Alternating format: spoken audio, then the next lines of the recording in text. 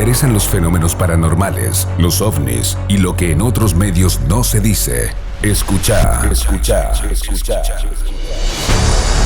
La Otra Realidad Radio, con la conducción de José Luis Fernández, todos los miércoles a las 21 por Radio 99. La Otra Realidad Radio, el programa de ovnis y fenómenos paranormales de la ciudad de Santa Fe. En este inmenso universo, no podemos ser egoístas y pensar que somos los únicos habitantes del planeta más pequeño, la Tierra. Ellos nos visitan. Los gobiernos que los negaban, hoy los reconocen. Aquí comienza La Otra Realidad Radio. Idea y conducción, José Luis Fernández. La Otra Realidad Radio, el programa de ovnis y fenómenos paranormales de la ciudad de Santa Fe.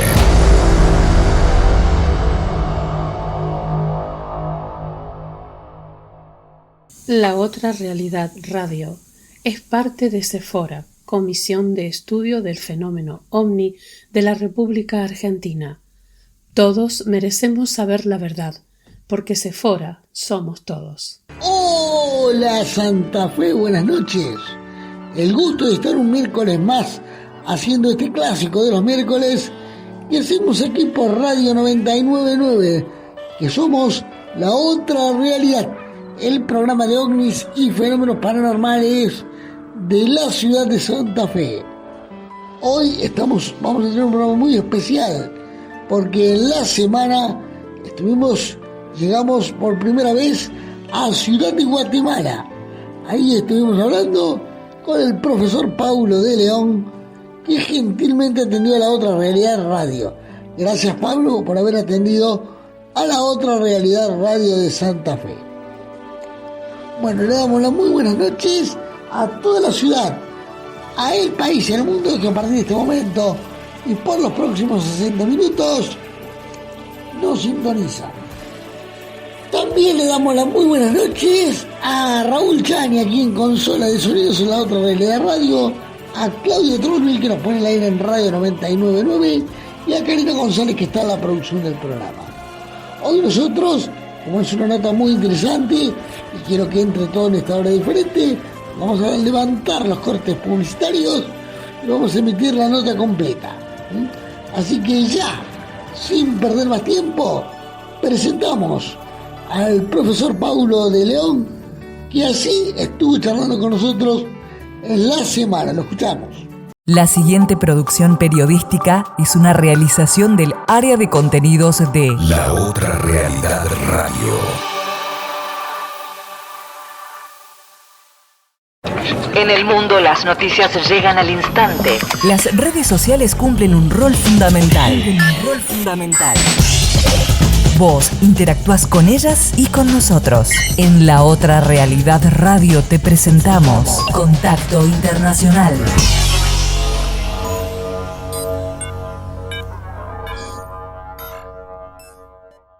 Bueno, y esta noche en La Otra Realidad Radio seguimos recorriendo nuestra América. Y hoy por primera vez llegamos a Guatemala, a la ciudad de Guatemala.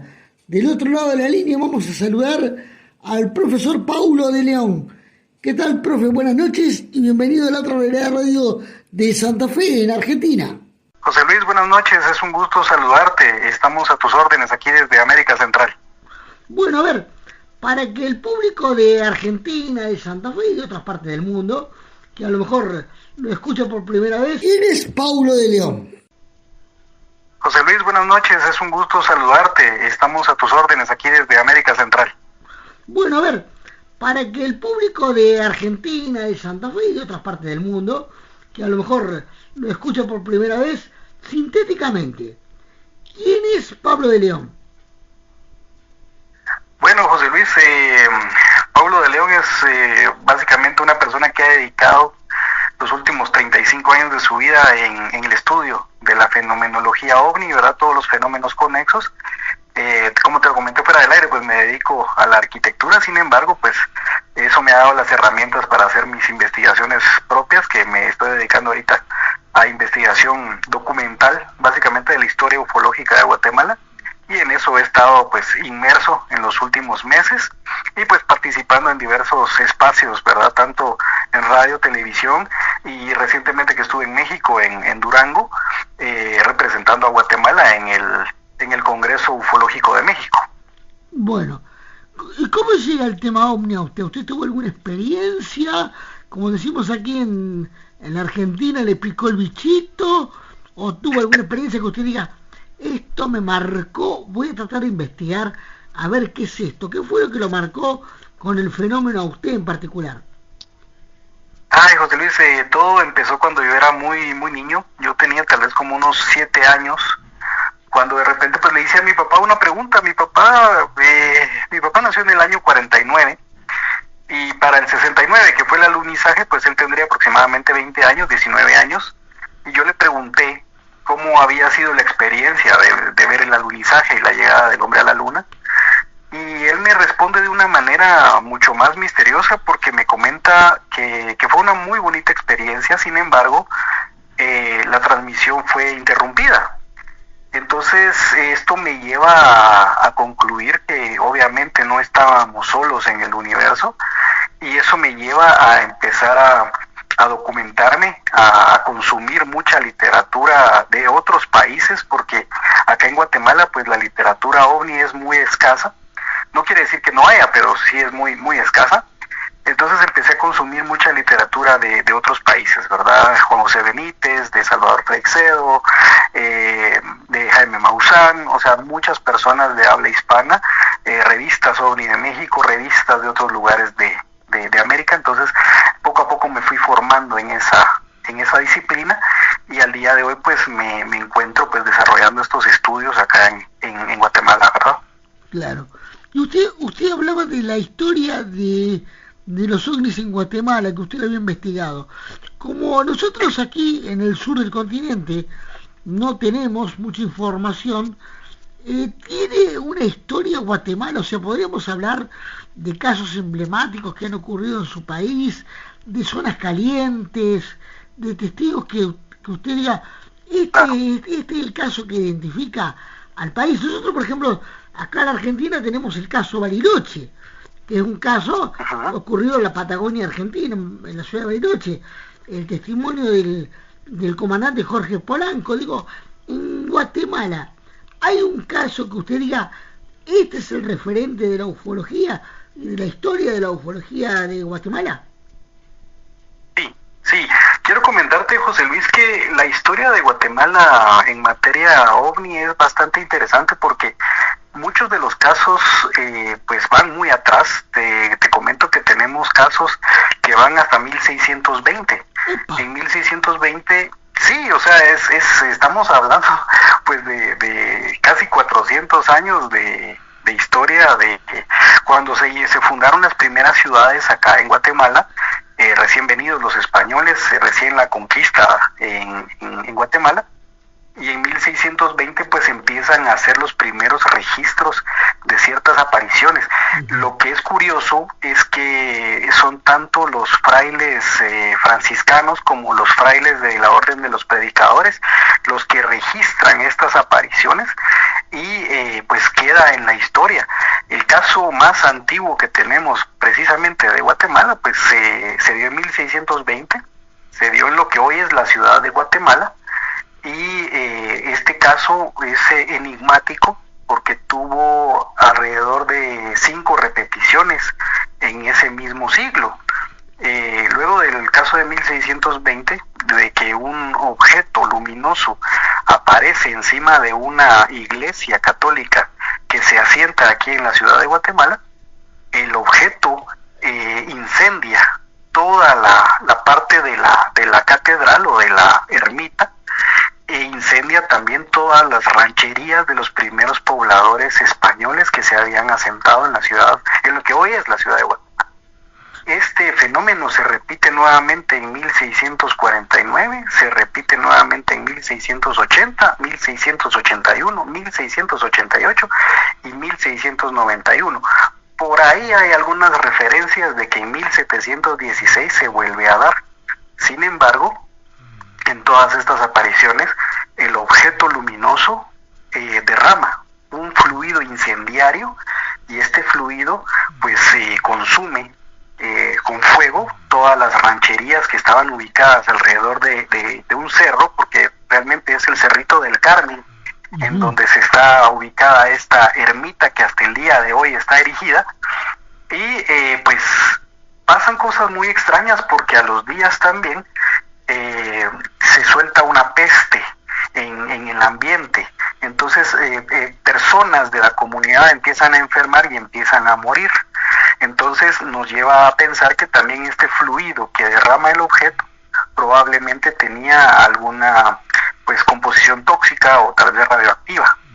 Entonces ese es el primer relato que tenemos. Luego ya tendríamos por ahí por 1650 también, pero en otra localidad muy cercana aquí a la antigua Guatemala, que es una ciudad muy visitada, muy turística aquí en Guatemala, y que también los frailes de esa época, los frailes dominicos, son los que registran las apariciones. Entonces eso es lo más lejos que tenemos en materia de antigüedad. Ahora, el caso insignia, como tú me lo comentas, te puedo mencionar el choque de Mataquescuintla. Mataquescuintla es una región que está en el centro de Guatemala, sin embargo, está muy cerca de lo que sería el departamento de Jalapa, que estamos muy cerca de la frontera con El Salvador. Aparentemente en 1939 y 1945, ya estamos hablando del siglo XX, hubo un choque. En este choque aparentemente pues hubo una recuperación de dos cuerpos humanoides de muy pequeña estatura. Aparentemente pues la recuperación se hizo por parte de personal militar de Estados Unidos, pero entra la duda porque realmente acá en Guatemala pues hubo una presencia militar de Alemania en 1939. Entonces queda la duda si la recuperación fue llevada a cabo por personas de Alemania o personas de Estados Unidos. Claro, convengamos que, convengamos para que la audiencia lo tenga claro. Convengamos que estamos hablando de 1939, estamos hablando también de el nacimiento del nazismo en Alemania. Correcto. Que ya venía de 1936. Y según los datos, también los alemanes, los nazis en este caso, también eran muy adictos al tema ufológico. Sí, correcto. Correcto, ellos ya tenían presencia acá en Guatemala desde el año 1933, José Luis, porque nosotros tuvimos un presidente que era muy de ese tipo de gobierno, ¿verdad? Muy parecido al gobierno de Mussolini, al de Franco, al de Hitler. Entonces se tuvo presencia alemana aquí en Guatemala. Todavía ya para estos años te puedo decir que muchas familias alemanas pues todavía persisten aquí en Guatemala, no regresaron a Alemania, pero entonces persiste el misterio, ¿verdad? Que sí se recuperó una nave, se recuperaron unos cuerpos y lamentablemente pues no tenemos registro de a dónde se fueron, ¿verdad? Claro. Ese es el caso insignia de Guatemala. Claro, sí, acá en la Argentina ha pasado exactamente lo mismo, sobre todo en el centro del país, en la provincia de Córdoba, y también en el sur del país, donde todavía al día de hoy hay importantes colectividades y comunidades alemanas. Eso también ocurre aquí en la Argentina. Profesor, mire, sabemos que el fenómeno OVNI, usted me decía que los primeros casos documentados vinieron con la colonización española. Los nativos del lugar, los nativos como tenemos acá en el sur del país, no digo que haya documentación, pero no hubo relatos de haber visto objetos como si los hubo acá en el sur del país. Sí, hay unos cuantos relatos que en ese momento yo me encuentro investigando. Específicamente hay un relato que a mí me gusta mucho mencionar, que hace alusión a que en algún momento la población indígena de Guatemala eran la civilización maya. En algún punto de la historia se hace referencia a que seres de las estrellas descendieron y se les entregó a la civilización maya mapas estelares para que pudieran básicamente encontrar los lugares de donde provenían estas entidades, ¿verdad? Que no eran humanas, obviamente eran humanoides. Luego se comenta también en otros círculos que la misma existencia de la civilización maya aquí en Guatemala y todo lo que es la parte de Yucatán en México, se habla de que toda esa área selvática sirvió de refugio para los mayas que estaban básicamente huyendo de los conquistadores. Sin embargo, la civilización maya aparece mucho antes de la venida de los españoles, entonces eso nos salta la pregunta acerca de quiénes eran los conquistadores de quienes estaban huyendo los mayas en un principio. Y así como tenemos esos relatos, también hablan de que hubo algunas visitas por parte de unos seres humanoides de una estatura bastante alta y que al mismo tiempo tenían una apariencia de seres azules, seres con tez azul y ojos también de un color azul muy profundo. Esas son algunas historias que algunos antepasados le han dejado a personas de esta misma civilización maya, que hasta el día de hoy pues persisten muchos descendientes ahorita en nuestro país, pues alrededor del 40% de la población de Guatemala persiste siendo indígena. Entonces esas historias pues están también aquí de nuestros ancestros, están también aquí con nuestros hermanos guatemaltecos, ¿verdad? Claro.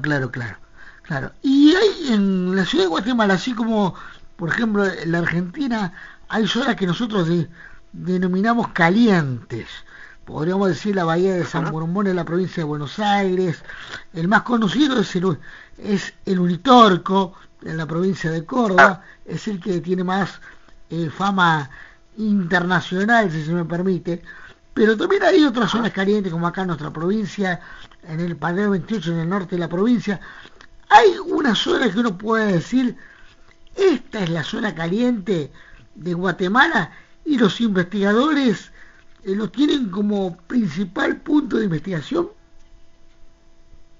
Fíjate que ahorita que he estado pues básicamente desenterrando la historia ufológica de Guatemala, me he topado con muchos fragmentos de historia que realmente pues yo desconocía y que me han llevado a sacar ya conclusiones mucho más fuertes. Te quiero comentar que aproximadamente en el año de 1953 aparece la primera reseña de un ovni visto sobre el volcán de Fuego. Acá en Guatemala el volcán de Fuego es uno de los 3 volcanes que está activos de los 32 que tenemos. Este volcán es una zona caliente. Hasta el día de hoy tenemos avistamientos muy recurrentes de objetos que pues lo sobrevuelan.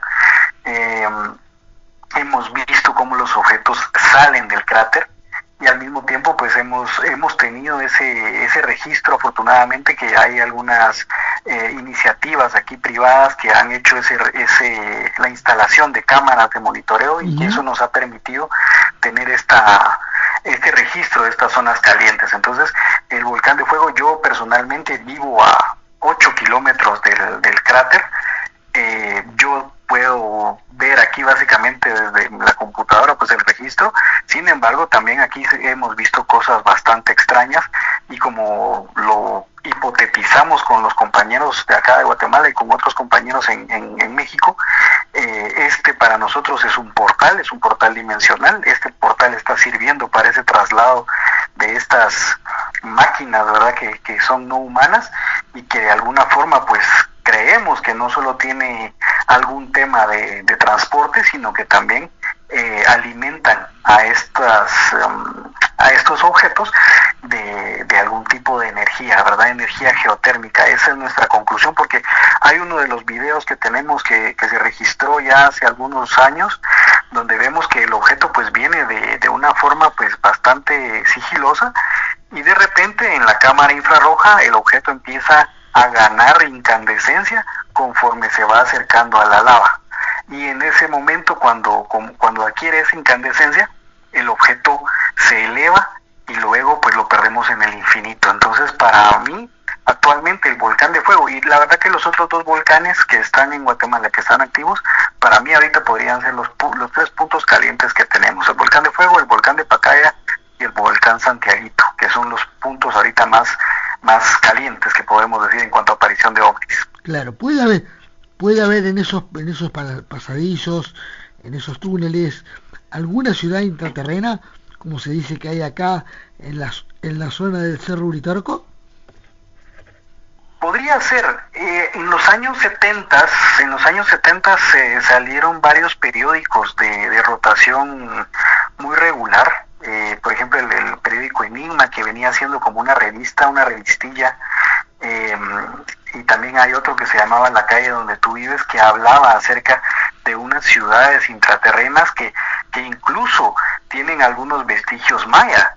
Entonces, siempre está esa pregunta, José Luis, persiste la pregunta si no tenemos algún tipo de presencia debajo de la tierra. Hay algunas regiones de Guatemala donde mucha gente, pobladores obviamente, se quejan de algunos ruidos como retumbos, le decimos acá, unas grandes masas de tierra que caen dentro de la tierra, que solo se percibe el sonido o se percibe la vibración. Entonces persisten las preguntas con respecto a eso. Yo creo que sí hay algún tipo de presencia subterránea aquí en Guatemala. Yo lo decía porque tengo entendido que usted me corregirá que Guatemala es zona de montaña o de sierras, como es aquí la provincia de Córdoba. Ahí apuntaba mi pregunta. También el sur del país. Sí, aquí, como te lo comentaba, hay dos regiones que son muy importantes también. El área de Quiché, que la tenemos básicamente en el altiplano guatemalteco, que estamos hablando que es la frontera con México, como la frontera sur de México, y tenemos también la otra parte que sería toda esa área de Alta Verapaz, que es prácticamente ya es región maya meramente, y que esta región pues de alguna forma tiene cierta cercanía con las otras fronteras de Guatemala, ¿verdad? Tanto con Belice como con El Salvador. Sí hay cierta actividad ahí también. Durante la historia se han registrado ciertas actividades. De hecho, la primera fotografía ovni de Guatemala se registra el 29 de enero de 1942, específicamente en la Sierra de Quiché, en la Sierra de las Minas. Entonces, de ahí sacamos la primera fotografía. Y Alta Verapaz siempre ha sido un punto caliente porque ahí es donde yo he tenido muchos relatos, algunas personas me han contado, de presencia de seres no humanos. Y también hay otro caso también de un misterioso ovni que es Estrella y que también contenía este misterioso fluido incendiario. Entonces son dos relatos en Guatemala donde ovnis pues venían cargados de algún tipo de fluido que pues hacía que todo agarraba fuego, ¿verdad? Entonces tenemos muchas historias y como te digo, pues me encuentro en este momento desenterrando todo eso. Claro, pero mire qué buen dato, el primer caso en Guatemala en 1942 y la historia... La primera fotografía OVNI. Permítame, la primera fotografía OVNI, exactamente. Y permítame porque la historia oficial, y esto entre comillas, lo pongo entre comillas, nos quieren hacer creer que el primer caso ovni fue el caso Roswell de 1947. Entonces acá tenemos una muy buena información que en Guatemala ya en 1942 ya tenemos la primera fotografía. Y te quiero comentar algo más sorprendente aún, porque recientemente si no estoy mal, también el 13 de julio de 1947 se registra el primer caso aquí en Guatemala de un avistamiento desde un avión de pasajeros. Y lo más curioso del caso es que era un estanciero argentino de nombre José Correa Rico.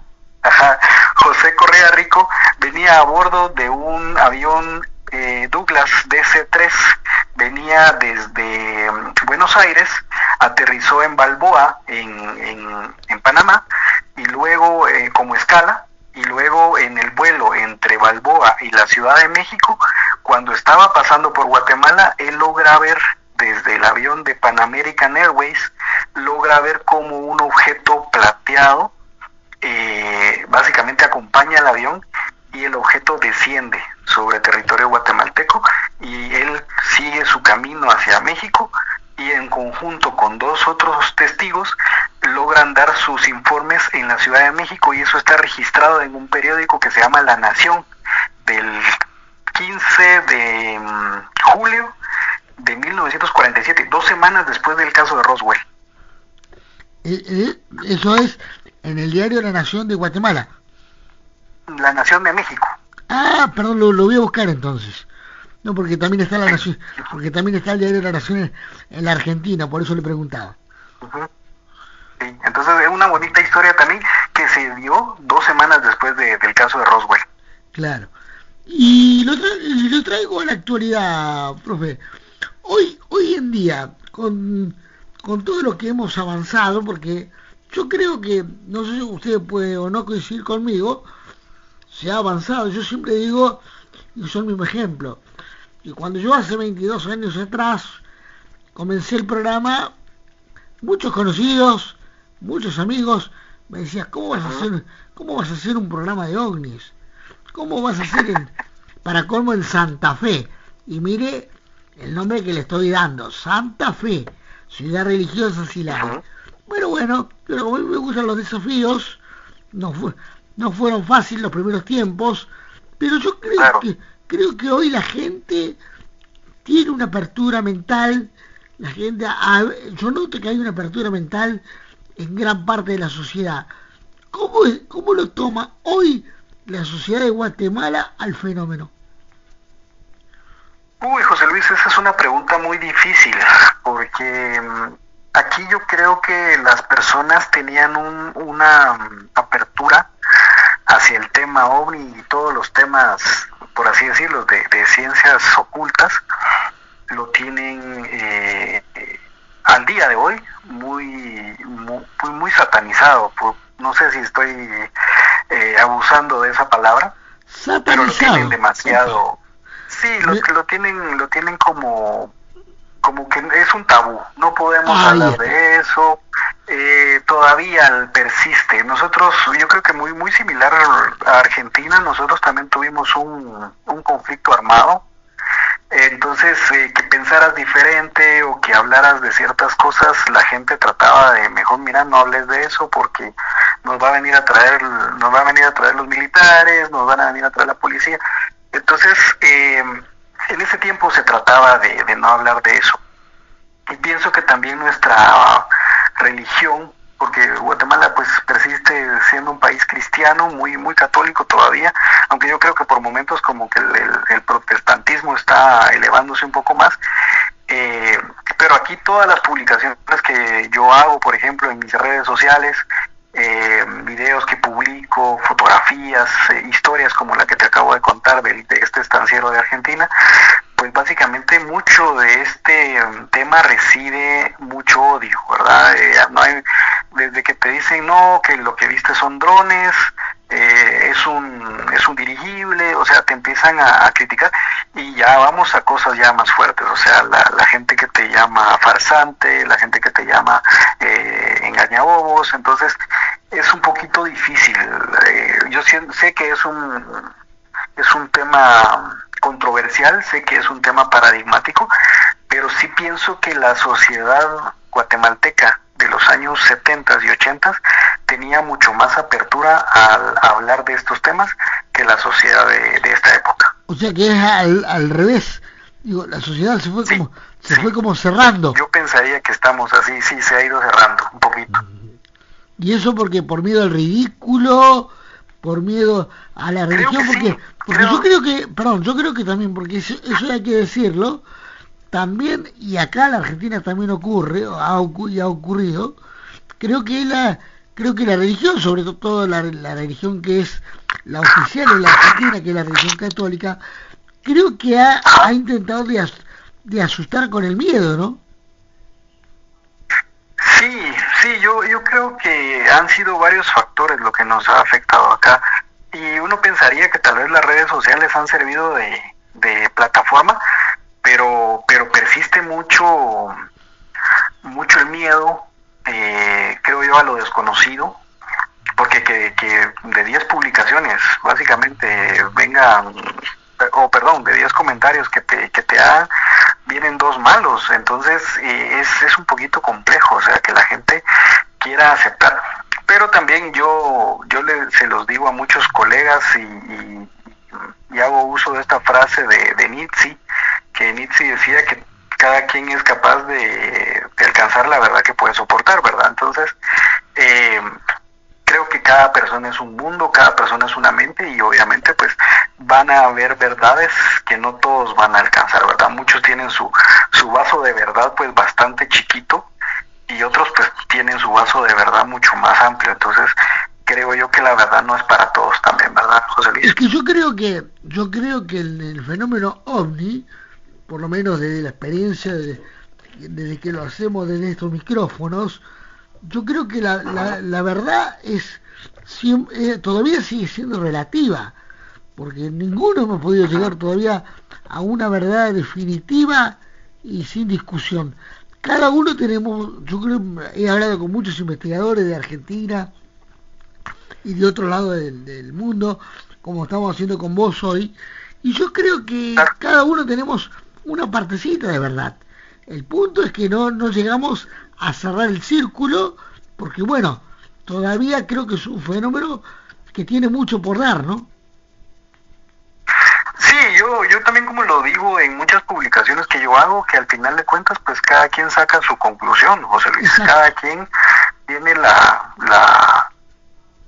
capacidad de formular su hipótesis, de formular un desarrollo de esa idea y de decir, bueno, sí le creo a Paulo y a los demás investigadores, o pues simple y sencillamente no, ¿verdad? Exactamente como tú dices, pues yo tampoco soy un difusor de un axioma, ¿verdad? No soy un difusor de la verdad absoluta, pero sé que el fenómeno encierra una verdad, y lo que estamos tratando de averiguar es lo grande que sea esa verdad, creo yo. Claro.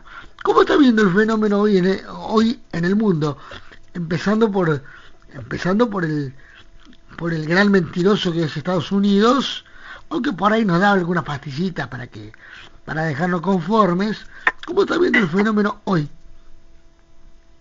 Ay, José Luis, mira, yo ahorita lo veo, te lo voy a decir desde 2 aspectos. El primero, desde Guatemala, nosotros estamos viviendo una oleada que no ha parado desde el confinamiento, desde el 2020. Nosotros desde marzo del 2020 empezamos a ver cierta actividad, una actividad que obviamente con el pasar de los años se ha ido incrementando. Antes pues no teníamos tantos avistamientos, en cambio ahora pues sí, por lo menos tenemos un avistamiento a la semana. Perdón, y la gente pues que está ahí. ¿Hay más avistamientos?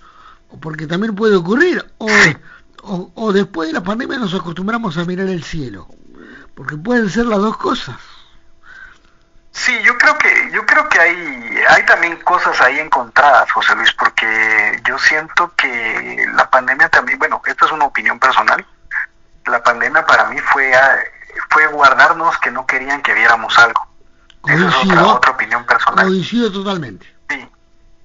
Sí, que alguien dijo, no, enciérrenlos porque no tienen que ver algo. Entonces hubo mucha tela que cortar ahí, esa es la primera. Y sí, yo siento que muchas personas sí tuvieron la capacidad de repente de salir a su azotea o al balcón y de repente pues darse cuenta que algo estaba pasando. Y sí coincido contigo de que a raíz de la pandemia pues sí se vio más el cielo, hay más registros por el tipo de dispositivos que tenemos, y creo que sí, pues esa oleada es parte de lo que estamos viviendo. Es un conjunto de aspectos que nos están, creo yo, dibujando esta oleada que tenemos en Guatemala, que Guatemala no había tenido una oleada tan fuerte desde el año 88, ¿verdad?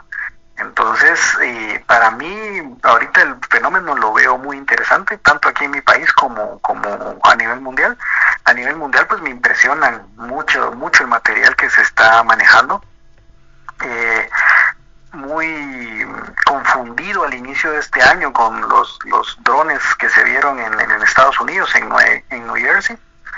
Y entonces, pues sí, como tú dices, o sea, parte de eso son mismos artefactos que el gobierno de Estados Unidos liberó, como con el afán de engañarnos ahí ante algo, ¿verdad?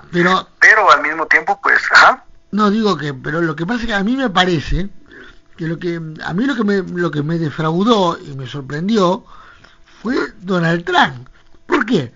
Porque en su primer mandato, que uno puede creer, yo no voy a criticar la política estadounidense de Donald Trump en su país, pero lo que sí digo, y lo dije en estos micrófonos, y lo pueden buscar en las redes sociales de todo nuestro programa, él antes de irse le da 6 meses al Pentágono y a la CIA y a todos los organismos de Estados Unidos que tienen que dar a conocer información a los 180 días, que son 6 meses. Yo dije, oh, qué bien, quedó firmado, todos fuimos a esa conferencia, nosotros la transmitimos aquí, como siempre, los organismos de Estados Unidos no dijeron nada de nada. Bueno, está bien. Viene el segundo mandato de Donald Trump, si uno se basaba por lo que había pasado en el primero, bueno, este hombre que dijo que le interesaba el tema, que no, arranca el segundo mandato y ya Donald Trump no habla del tema.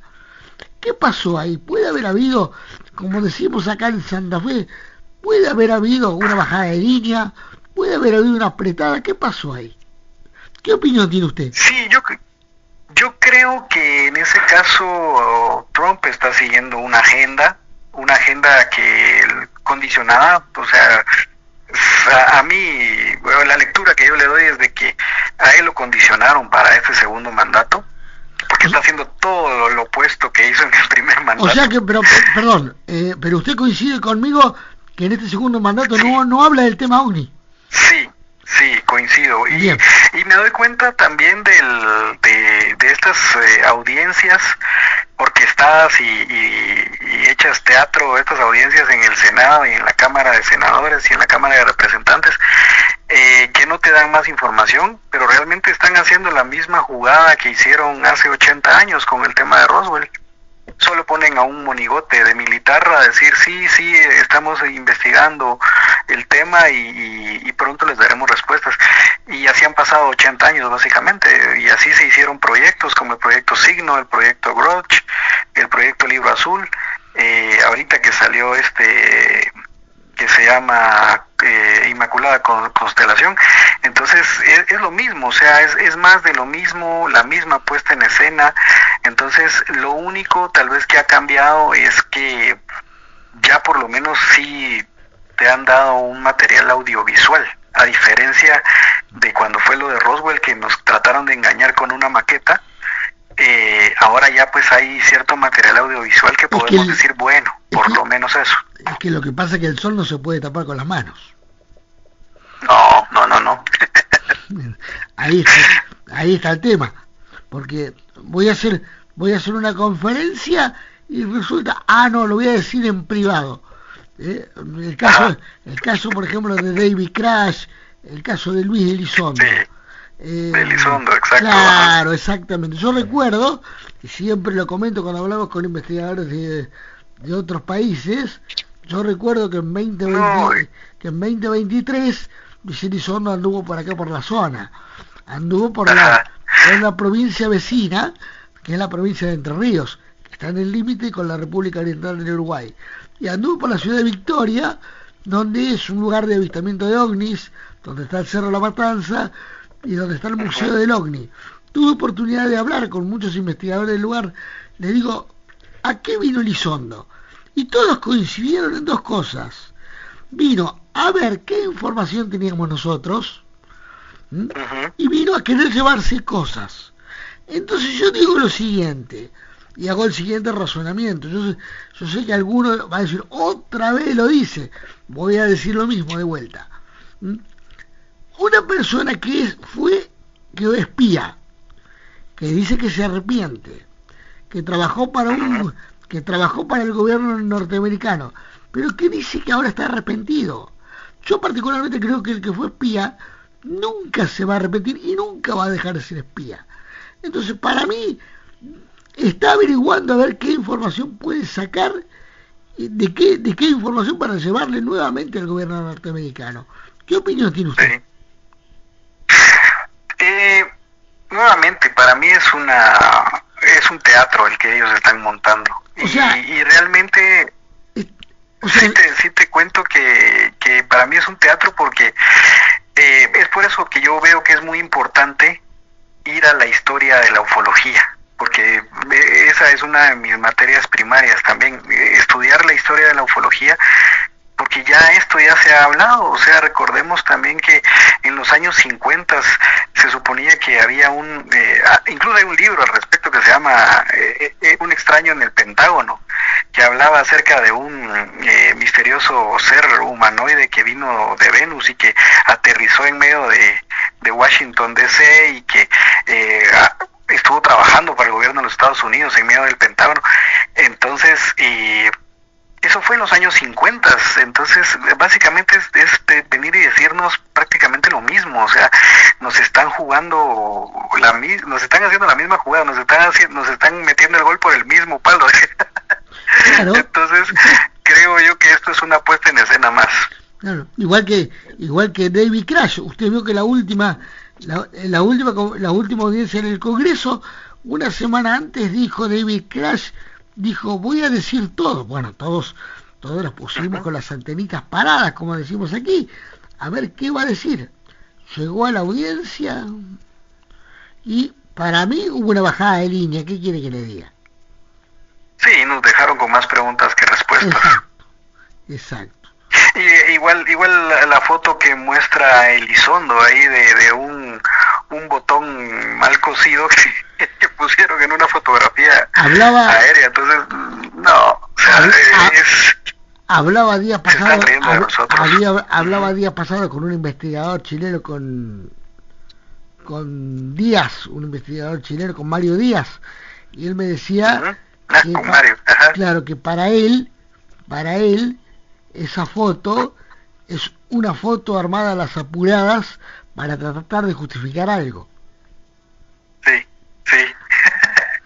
Claro. Así se veía, y de hecho claro, un botón pusieron ahí.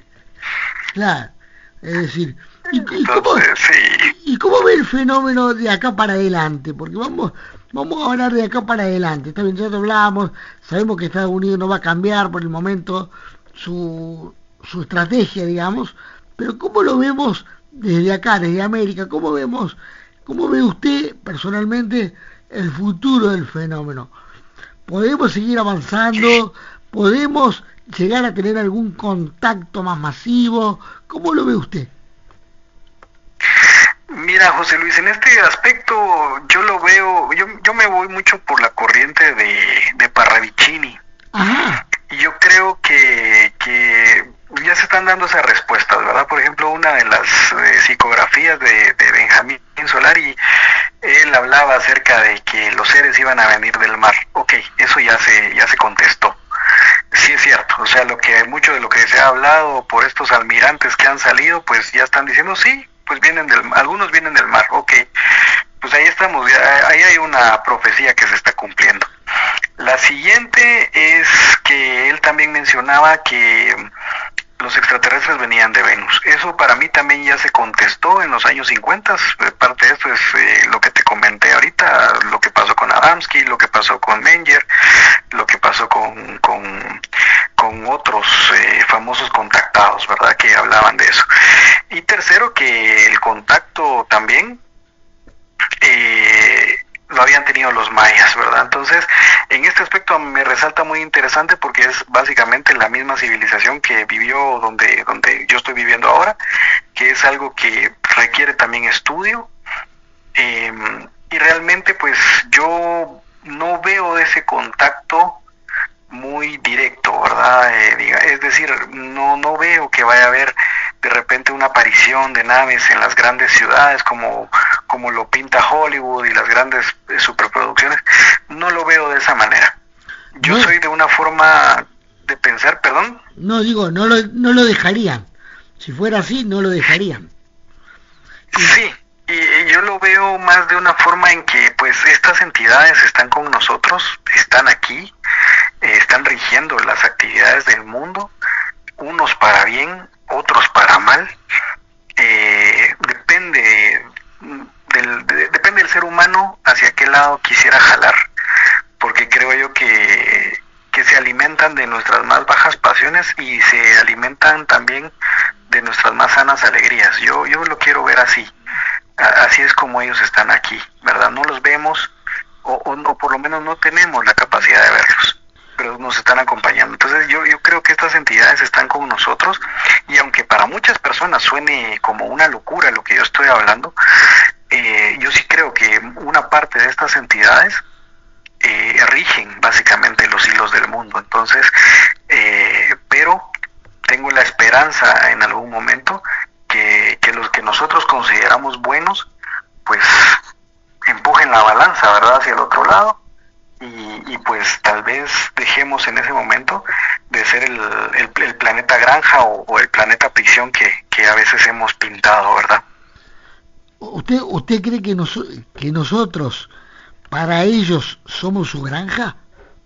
Porque hay muchos investigadores que lo piensan, ¿eh? Sí, y como te lo digo, creo que algunas entidades se alimentan de nosotros no solo de forma física, no solo nos ven como alimento físico, ¿verdad?, para saciar el hambre, sino que también nos ven como alimento energético, ¿verdad? Y vuelvo también a la pandemia, vuelvo el por qué se interrumpieron los grandes partidos de fútbol.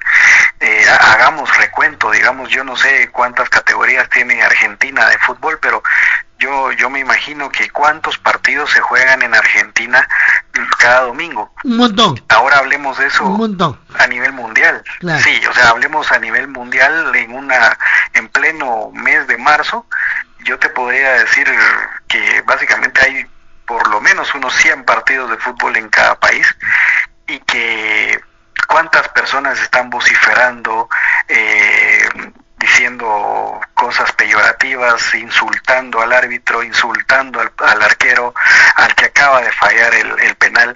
Entonces todo ese cúmulo de frecuencias en hertz que se está yendo a la atmósfera, alguien lo tiene que estar absorbiendo y alguien se tiene que estar alimentando. Entonces, en la pandemia yo lo que creo es de que esos comederos energéticos se fueron cerrados por algo, fueron cerrados para no alimentar a estas entidades, y que el poder en ese momento cambió de un lugar a otro, pero creo que siempre se mantuvo en el lado negativo. O sea, los seres humanos llevábamos siempre la de perder. O sea que usted cree que hay seres superiores que nos están vigilando. Sí. Bien. Sí. Yo también comparto lo mismo, ¿eh? Muchos hablan de satélites, que es cierto que existen, que nos espían, pero yo creo que también hay seres superiores que nos están vigilando. El punto, y también digo, perdón, que porque muchos hablan, como dice usted hoy, de Hollywood, que lo presenta como malo. Por supuesto que hay buenos y malos, pero yo creo que si nos hubieran querido invadir, ya lo hubieran hecho hace rato, ¿eh? Porque creo que son muy superiores a nosotros. No sé si usted coincide conmigo. Sí. Yo difiero en tu aspecto, porque siento que de alguna forma ellos tienen que mantener el control. Ah, bien. O sea, ellos tienen que mantener el control, y esa es mi teoría, mi hipótesis es esa, que de alguna forma para ellos, como somos útiles en esa transmisión de energía, la pandemia no nos podía matar a todos. Claro. Y de alguna forma creo que ellos están ahí, en esos puestos de poder, al frente de UNICEF, al frente de la OMS, al frente del Banco Mundial, al frente del Banco de Desarrollo. Ahí están esas entidades. Recuerda que Karen Hughes, que fue asesora del Banco Mundial allá en 2016, lo dijo, que entidades no humanas estaban al mando del Banco Mundial. Entonces, que venga una persona de alto nivel y que te esté diciendo la verdad en los medios, y si tú esa noticia ya desapareció de internet. No, y aparte Bill Gates dijo que había que regular el mundo porque no alcanzaba lo que el mundo producía. Por eso le dijo todo. Sí, entonces yo incluso tal vez hasta lo que el mundo producía tal vez está hablando de una forma de que como humanos no estamos generando el suficiente la suficiente carga energética, ¿verdad? Pero sí, o sea, esa es mi conclusión del tema. O sea, estas entidades nos están acompañando y son las que rigen el mundo. Claro. Bueno, profesor, yo le quiero agradecer que nos haya dado estos minutos a la otra realidad radio de Santa Fe, Argentina. No es la primera vez, lo queríamos conocer a usted. Sabemos que va a haber un congreso. Me acabo de enterar esta semana que están organizando un congreso. ¿Nos puede adelantar algo? Sí, bueno, básicamente pues es una charla que voy a estar dirigiendo el día viernes. Es una pequeña charla pues bastante íntima, ¿verdad? Va a ser acá en la ciudad de Guatemala, en la zona 4. Acá en la ciudad está dividida por zonas, entonces en la zona 4 de la ciudad de Guatemala pues estaré dirigiendo una charla para hablar específicamente de la historia OVNI de Guatemala y hablar pues un poco de los casos que te comenté y de otros más, y pues esperamos tener una bonita velada a las 8 de la noche de aquí de Guatemala. Y pues espero yo que también de la producción lo estén colgando en internet para que pueda estar disponible para todo el mundo. Entonces de igual manera yo te haré saber si contamos con esa suerte para que ustedes lo puedan ver también allá en Argentina, y agradecerte, José Luis, por brindarme el espacio y mandarles un saludo a todos los hermanos argentinos. Mire, nosotros el 16, 17 y 18 de mayo yo soy responsable de prensa de CEFORA, la Comisión de Estudio del Fenómeno OVNI de la República Argentina, cuya directora es Andrea Pérez Simondini. Le mandamos, no sé si la conoce. Sí, Andrea, ajá. Le mandamos un saludo. Sí, la conozco. Le mandamos un saludo a Andrea, que nos escucha todas las semanas. Y bueno, también hicimos un congreso realmente muy muy bueno, a teatro lleno, más de 500 personas, y contamos con la presencia de Juan José Benítez, que estuvo de visita aquí en la Argentina. Así que wow, qué dicha. Usted puede entrar a nuestro canal de YouTube. Usted ahí va a ver, ahí están todas las conferencias que se dieron en el 9º Congreso Internacional que se desarrolló en la ciudad de Victoria, Entre Ríos. Y con gusto, si nos mandan el enlace, vamos a cargar también la charla en nuestro canal de YouTube y lo vamos a difundir también en nuestro programa de radio. Perfecto, el agradecimiento, José Luis. La verdad que pues me ha agradado pues estar contigo en estos minutos, y pues el saludo para ti, y pues también recalcarles que si pues me quieren seguir, me pueden seguir como paulo.ufo.gt en Instagram y en TikTok, y también estoy como Paulo de León Ufólogo en YouTube, y también estoy en Facebook, así que también para toda Argentina, pues aquí estamos a las órdenes desde este pequeño país de Centroamérica. Bueno, Pablo, muchas gracias. Seguramente lo vamos a volver a llamar más adelante, y el programa queda a disposición de usted para que todo lo que desde Guatemala podamos difundir, el programa está para eso. Y tenemos la suerte de contar con una radio alternativa, como es esta radio, una radio alternativa que no pertenece a ningún grupo económico de los transnacionales, como decimos aquí, y bueno, tenemos la libertad de hablar como hablamos de estos temas que no se tocan en los grandes medios, pero nosotros los tocamos sí toda la semana aquí en nuestro programa. Así que muchas gracias por haber estado con nosotros, y le pido que quede un minuto más por línea privada, ¿sí? Claro, con mucho gusto, José Luis, gracias, y un saludo a todos. José Luis Fernández conduce. La Otra Realidad Radio, el programa de ovnis y fenómenos paranormales de la ciudad de Santa Fe.